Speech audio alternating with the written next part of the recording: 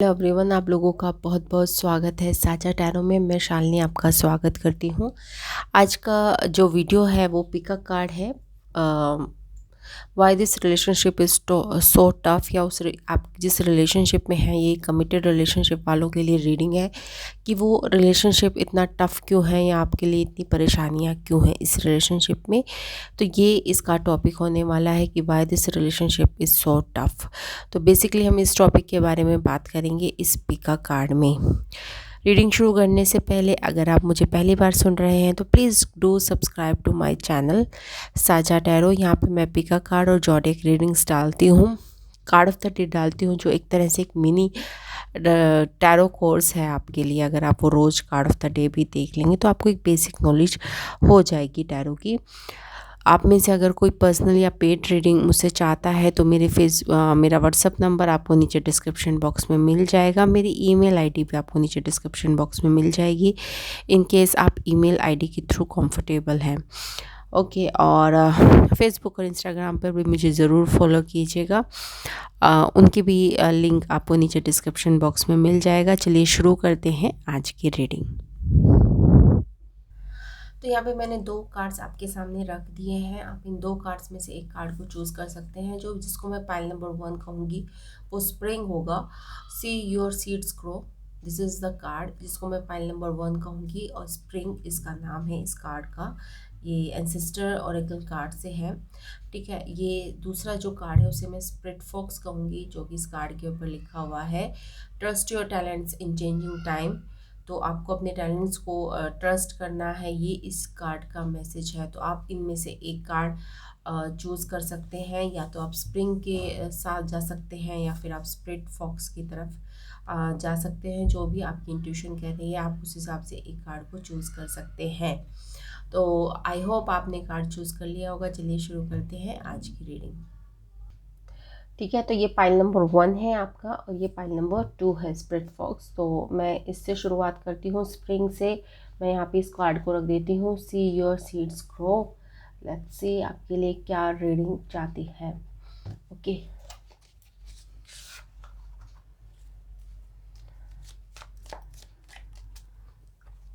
अब जिस भी रिलेशनशिप में है उसमें क्या प्रॉब्लम चल रही है और क्या इस तरह से आप उसको सॉल्व कर सकते हैं, आपको टैरो से क्या गाइडेंस मिल सकती है, ये इस रीडिंग का टॉपिक है। तो why this relationship is so troublesome, या फिर इस रिलेशनशिप में इतनी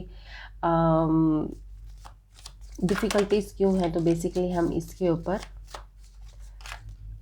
अपनी रीडिंग करेंगे। सबसे पहले मैं एक बेसिक जानना चाहती हूँ कि ओवरऑल आपका रिएक्शन कैसा रहा है। Okay,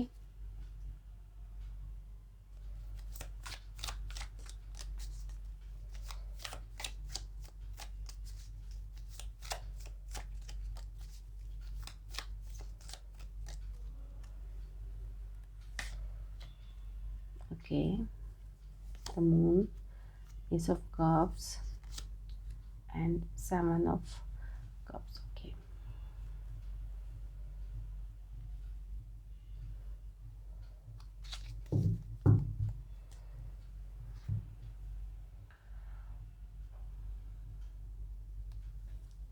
one more word of clarification. Okay, 7 of swords।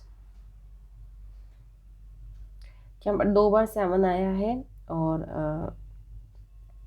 ठीक है, यहाँ पे 7 ऑफ कप है और 7 ऑफ सॉर्ड्स भी है, और जो मिडल ऑफ द कार्ड है वो मुझे मिला है एस ऑफ कप्स। यहाँ पे आप नई शुरुआत चाहते हैं अपने पर्सन्स के साथ, बट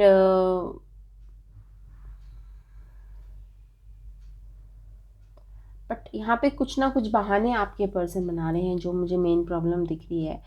पहले भी ऐसा कुछ रहा है आपके साथ, मतलब पिछले पास्ट में भी एक बार ऐसा हो चुका है, फिर आपने इनको शायद छोड़ दिया होगा या इन्होंने आपको गोस्ट करा होगा, ठीक है। पर अभी आपके पास वापस आए एक न्यू ऑफ़र लेकर, बट अभी भी मतलब ये ज़्यादा सुधरे नहीं है। मतलब ये न्यू ऑफ़र लेकर नया आपके पास आए हैं, बट इनमें ज़्यादा सुधार नहीं आया है। मतलब वही चालाकीपन, वही स्hrewdनेस, वही ओवर स्मार्ट बनना, मतलब इस तरह की कोई टेंडेंसी है इस पर्सन में। और बट यहाँ ऑफ़र तो आपको अच्छा दिया है इन्होंने। शुरुआत में शायद आपको अच्छे दिख रहे होंगे या अच्छा आपके साथ व्यवहार कर रहे होंगे, जो आप इन्होंने पिछले जो समय में जो किया वैसा वो कर नहीं रहे होंगे। पर धीरे धीरे ऐसा हो गया होगा कि जब वो आए होंगे तो 1-2 महीने काफ़ी अच्छे रहे होंगे, पर फिर दोबारा उसी पैटर्न की तरफ वो जा रहे हैं। ये मुझे यहाँ पे दिक्कत लग रही है कि जब आए थे, मतलब पहले ऐसा लगता है मुझे ब्रेकअप टाइप भी हो चुका था आपका, मतलब ऐसा भी हुआ होगा कि एक बार ब्रेकअप ही हो गया होगा पूरा फुल फ्लैश। उसके बाद ये वापस आए हैं 1-2 महीने के लिए, काफ़ी अच्छे रहे 1-2 महीने, पर इन्होंने फिर दोबारा अपना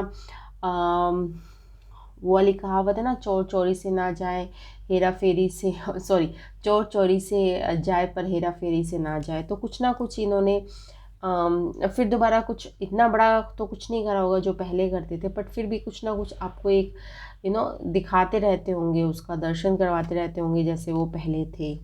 ठीक है। और यहाँ पे 7 ऑफ कप्स है, तो आपको इन्होंने कंफ्यूज कर दिया है कि ये कभी अच्छे बनते हैं, कभी आपके साथ फिर दोबारा उसी तरह के पैटर्न में चले जाते हैं, पर ज़्यादा देर के लिए नहीं आते। फिर इन्हें पता है कि अगर मैं पहले जैसा पैटर्न मैंने रवैया अपनाया तो शायद ये फिर दोबारा कट ऑफ मुझे कर दिया जाएगा, तो इसलिए वो वापस आ जाते हैं। तो ये आपको कंफ्यूज कर रखा है इन्होंने। अच्छा, कभी बहुत अच्छे हो जाते हैं आपके साथ और कभी फिर दोबारा उसी पुराने पैटर्न में। मैं नहीं कहती कि बहुत बुरे हो जाते हैं, पर उसी पैटर्न में फिर दोबारा जाना चाहते हैं, क्योंकि ये नेचर इनका ऐसा है। This is the nature, spring see your seeds grow. यहाँ पे नेचर ही इस पर्सन का ऐसा है। तो आपको क्या करना चाहिए? What is your advice? Page of pentacles, okay, and 10 of cups.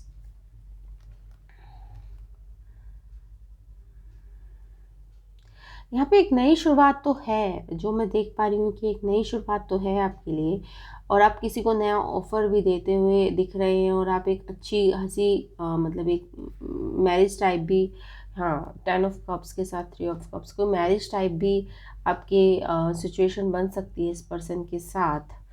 But I am not sure that you have to. यहाँ पे भी मैरिज का कार्ड आया है, आपके 3 मैरिज के कार्ड आए हैं।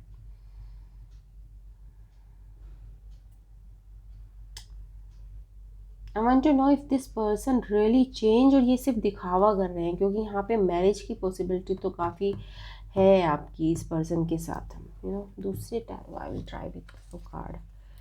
यहाँ पे बिल्कुल मैरिज की पॉसिबिलिटी बन रही है आपकी इस पर्सन के साथ, बट मैं चाहती हूँ, I want to double confirm कि ये पर्सन सीरियसली में बदले हैं पास से, जो आपके पास वापस आए हैं, या फिर जब सिर्फ एक ढपोसला है। क्योंकि मैं इस बात से डिस्टर्ब हुई, 7 of swords S of cups के साथ आया है, और उसके साथ 7 ऑफ कप्स भी आया है। तो I am disturb with this कि क्या है इस पर्सन के मन में। तो I just want to know about this person.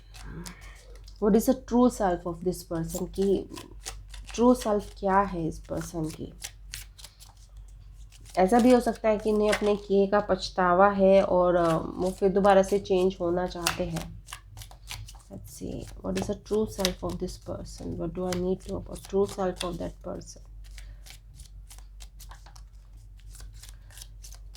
पर यहाँ अभी के फ़िलहाल की जो एनर्जी आपकी चल रही है, तो ये मैं एनर्जी जो रीड करती हूँ वो अब से लेकर 6 महीने तक की एनर्जी होती है। तो यहाँ पे पॉसिबिलिटी है कि आपकी शादी हो जाए, यहाँ पे एंगेजमेंट हो जाए। यहाँ पे ये बहुत स्ट्रॉन्ग पॉसिबिलिटी मुझे दिख रही है इस पर्सन के साथ आपकी। बट मैं ये चाहती हूँ कि I want to double sure कि आपके लिए पर्सन लाइफ लॉन्ग के लिए अच्छा हो, ये टेम्परेरी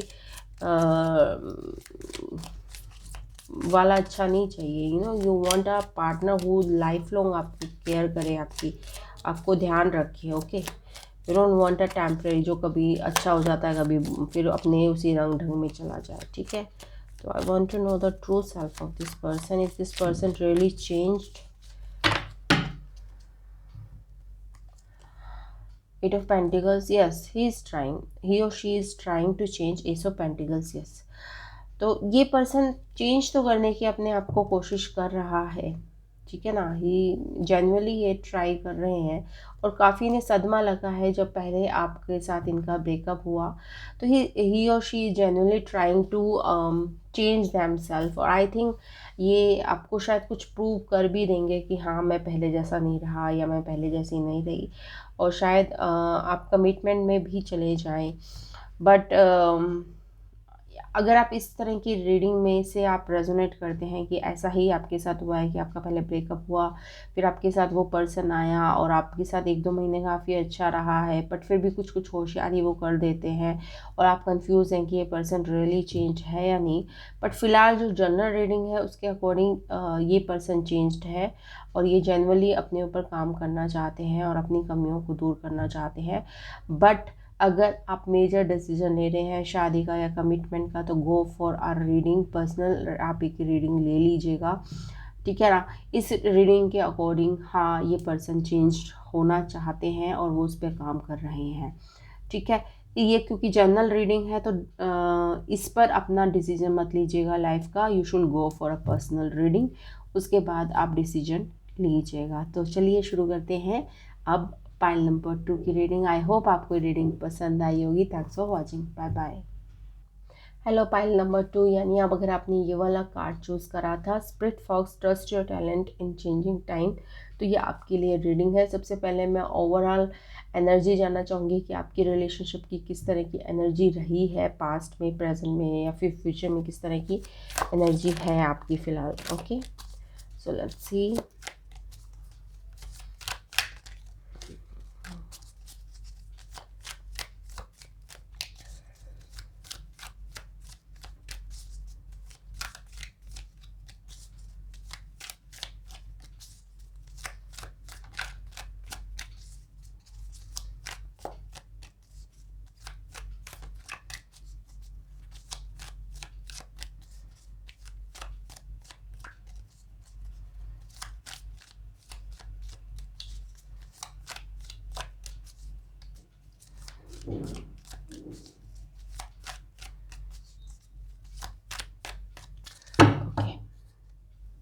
सी फर्स्ट कार्ड क्या मिला है आपको, king of cup, good. Next card है आपका ओ death and king of pentacle, साथ साथ आया है आपके, तो I am going to take the both of them card, क्योंकि आया है तो कोई किसी मकसद से आया होगा, ऑब्वियस बात है। उसके बाद वर्ल्ड, वाह,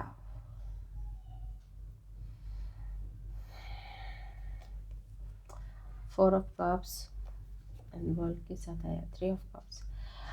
ओके,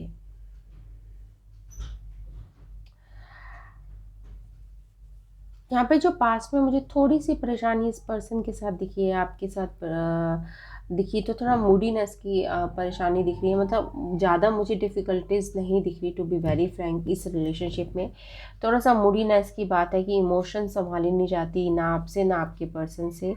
कुछ इस तरह की एनर्जी आपकी और आपके पर्सन की है कि इमोशंस को हैंडल करना बड़ा मुश्किल काम है। जब प्यार आता होगा तो बहुत भयंकर प्यार आता होगा, और जब गुस्सा आता होगा तो बहुत भयंकर गुस्सा आता है। मतलब uncontrollable, something uncontrollable, you can not control अपनी इमोशंस को, ठीक है। तो यहाँ पे यही एक दिक्कत थी, बट यहाँ पर अब स्टेबिलिटी आने लगी है धीरे धीरे इस रिलेशनशिप में।